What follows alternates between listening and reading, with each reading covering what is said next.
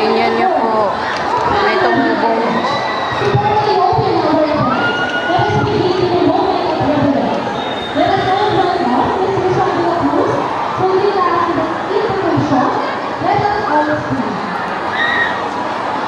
Tumubo sa school ng anak ko. Ayan.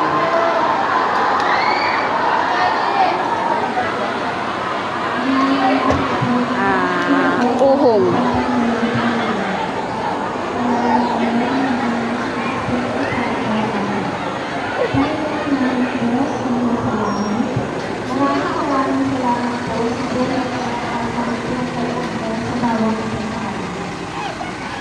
Babasain nila yung mga bata.